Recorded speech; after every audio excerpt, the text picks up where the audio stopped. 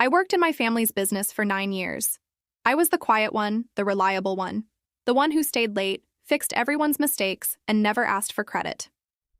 My father started the company from scratch, and I thought I'd someday help lead it. But everything changed when my cousin Amber got her MBA and started calling herself a born leader. She was charming, loud, and always in the spotlight. At the next family meeting, I was told I was too soft to lead. Then, it happened. They voted Amber in as the new CEO. I smiled and clapped, but deep inside, I was sinking. 2 weeks later, Amber called me into the office. Her voice was cold.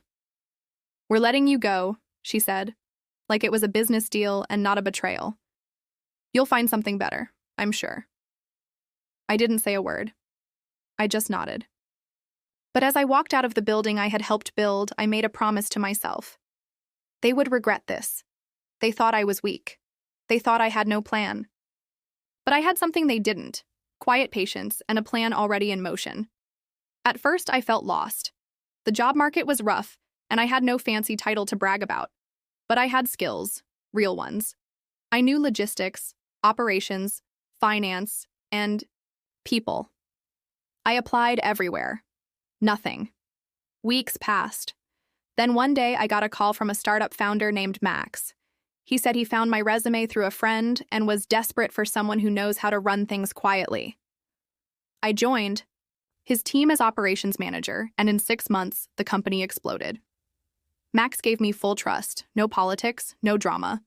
I built new systems, saved them hundreds of thousands, and quietly made myself indispensable. 2 years later, Max offered me something wild. He wanted to step down and make me CEO. I said yes without hesitation. The new title didn't feel like revenge yet.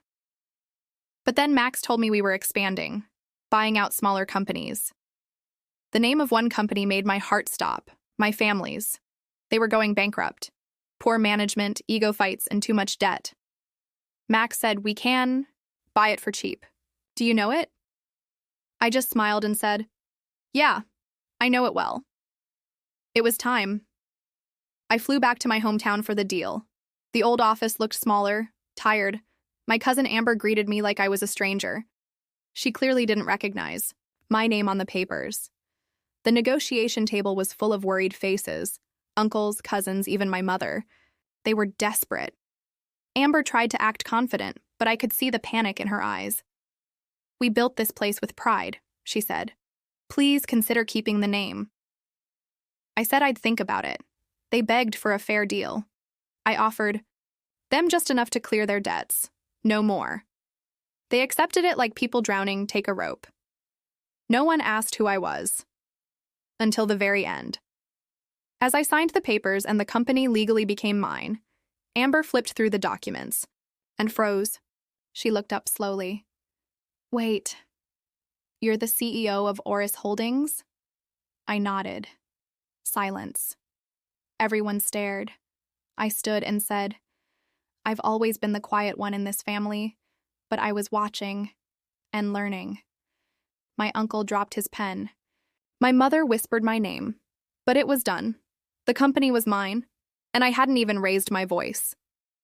A week later, I bought the house my family always dreamed of owning, the white one by the lake with glass windows and a private dock.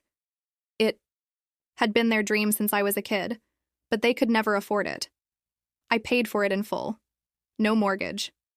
No loans. Cash.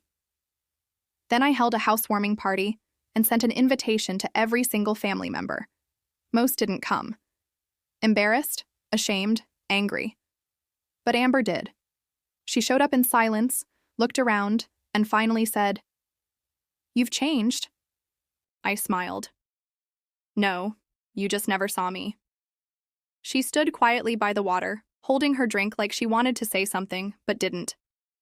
I didn't need her apology. I didn't want revenge. I had outgrown all that. What I wanted was peace. But before she left, I walked her to the door and said, "You fired me once. Best thing you ever did." She looked back at the house, then at me, and nodded slowly. No words, just that nod. That was enough. Sometimes success speaks louder than revenge. Now I sit in an office bigger than anything I imagined.